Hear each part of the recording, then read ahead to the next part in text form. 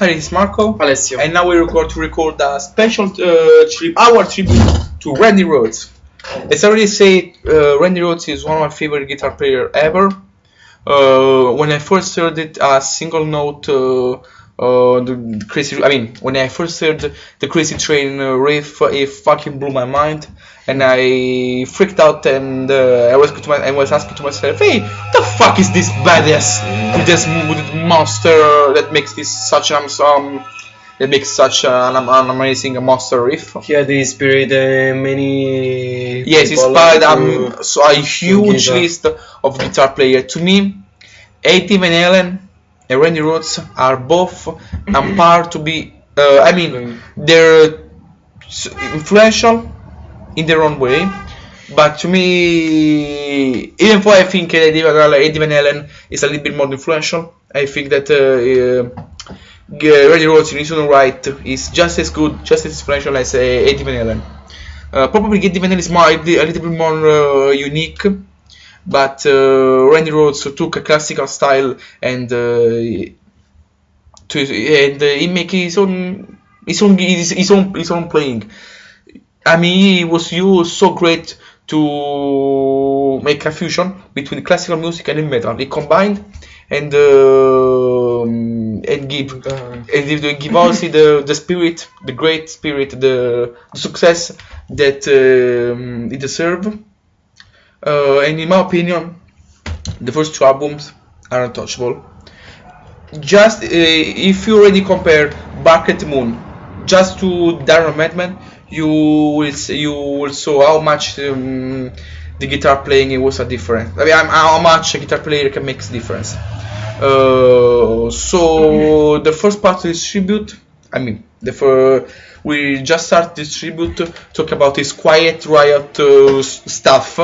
For sure you don't know about stuff. I've listened to those album a couple of times. They compared to what the later you did them, they're not. They're terrible. They're terrible compared to Blizzard and Diary.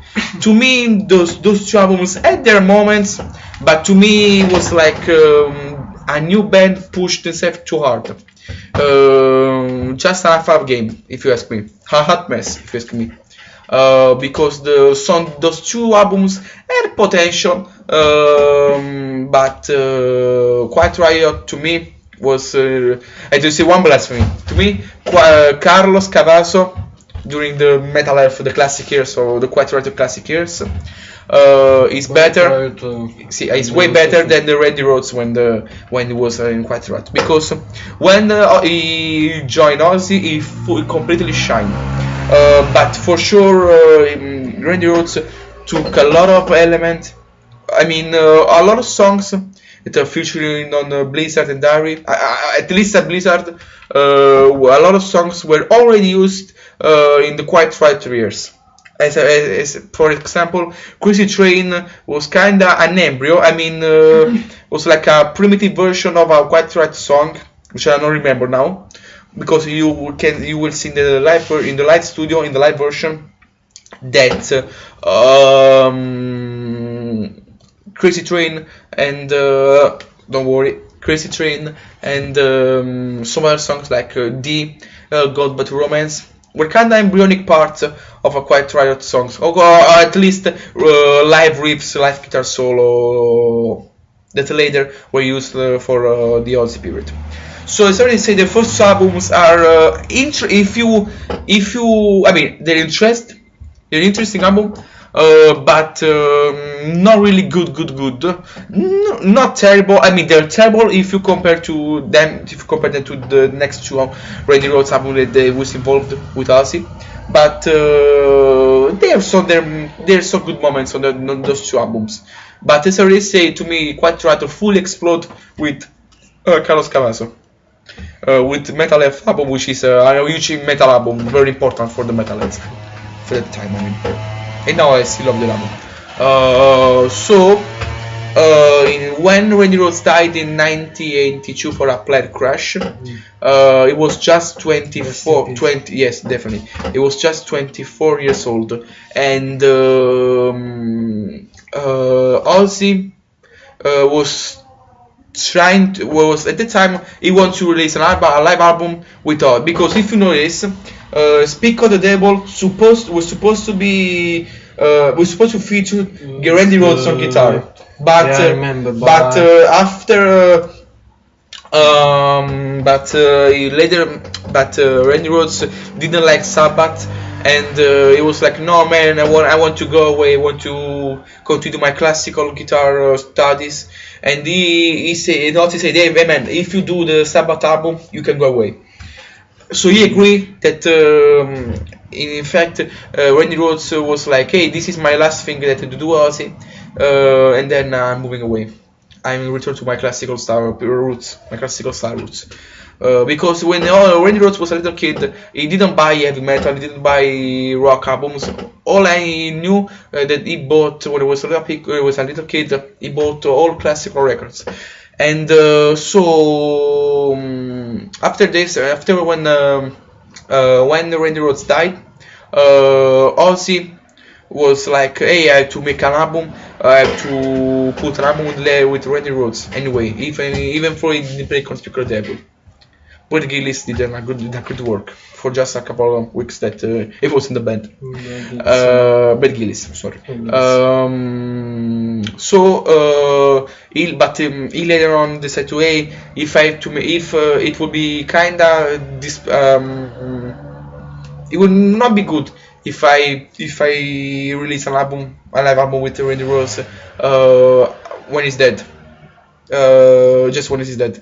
So he decided to spend the next couple of years for recording new albums, and then in 1987, he decided to, hey man, I have to refresh the masses' memory, the people's memory, how awesome Randy Rhoads was. And so he released this album that I think was just recorded 5-6 years before. The album was called Tribute, and now let's go the first with the album. Tribute is a great live album, amazing, and it shows how much Randy Rhoads was fucking awesome. Is included in the top list of the best live albums of all time, and also in the best live metal albums of all time. If I don't remember wrong, this in some list this also topped the charts. It's like number 2, even number 1, if I don't remember wrong. I could be wrong. For sure, it's one of the best live metal albums of all time. So first track, I don't know, way better than the studio version. Studio version is live version is better to me. Yeah, 2 for me. Crazy Train, same thing. Solidly. But the studio version guitar solo is better than this live version. The only fault I have this album, the studio version guitar solo of Crazy Train is better than the live version. The only problem, maybe. Believer, live version is better, and I do love the metal version. Mr. Crowley, studio version. Absolutely. Sorry. And Fly Back Again, studio version. Revelation Mother Earth, probably here. No, here it's good. It's great. See the Way the Night, this version. Yeah, absolutely. It's fucking Suicide great. Solution. Version. No, this one. What the fuck you're saying? This one with an amazing guitar solo. Guitar solo. Sorry. Iron Man and Children of the Grave, again they're combined, but this medley works perfectly. It's great. But as I say, for the Sabbath version. Paranoid, to me, this version is better. To me, this is the best. The original is good. It's better. But No. To me, the original is great. It's a classic song, but I'm being burned out.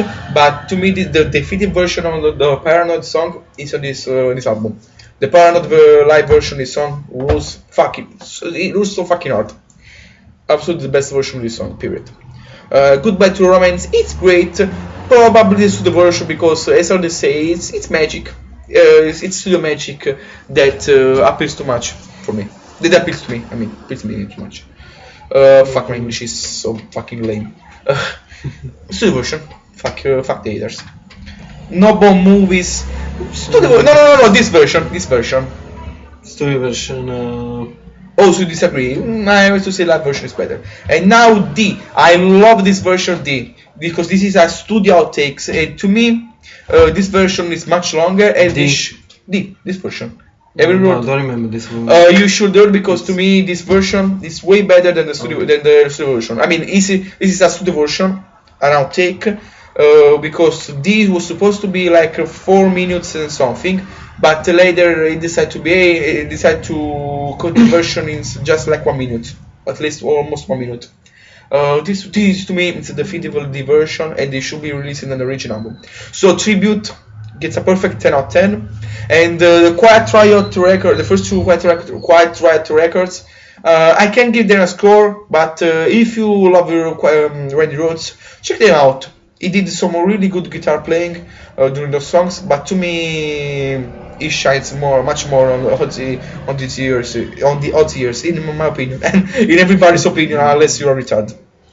But there's no problem to be retarded. I have a course that just retarded like you. Fuck. So in conclusion, Randy Rhoads is one of the best guitar players of all time, hugely influential, and I'm really mad when I become really mad when I see a lot of people online that say, "Oh, Randy Rhoads is so popular because he's dead." No, because just around the time that Gyro Madman, what the fuck? You're sleepy? No, sorry. Yes. Yes, so your sunglasses fucking, your glasses fucking sucks. Like, when seriously say, I'm sick of seeing these people. Hey, Randy is dead. He's so famous because he's dead, because he works with us in those first two huge solo albums. No. Back then, when the Dire Madman was released, they start to tour. They start to do the Dire Madman tour. Also, Randy Rhoads won the best new guitar player awards. So if he wasn't so great when he was alive, why the fuck he won such a brilliant triumph? I mean, a brilliant prize. So in my opinion, if I had to pick a top 10 best guitar player, Randy Rhoads will probably be my number 6 or number 7. For me, number 3 or 4. Yes, I definitely respect your opinion because Randy Rhoads. At least is in your top 10. We agree. But if it's not your top 10 and you love metal, what the fuck you can consider? What the fuck you can consider yourself a metalhead? Randy Rhoads rules. And the tribute album gets a perfect 10 out of 10. To me, just as good as Blaze of the Walls. Almost better. No. Probably better than Blizzard of Oz. No, they're fine. Fuck. Not as good as Iron Man, but to me, the trilogy is perfect. Those 3 albums are fucking flawless. Not one bad song that you will find to be found. I mean, those 3 records. As a live album, works perfectly, and it's probably my top 10 favorite albums of all time. Probably yes, at least my top 15. Almost probably my top 10 too. So Randy Rhoads rules. Thank you so much for the music, and see you next time. See you next time. Rest in rock. Rest in peace, Randy Rhoads.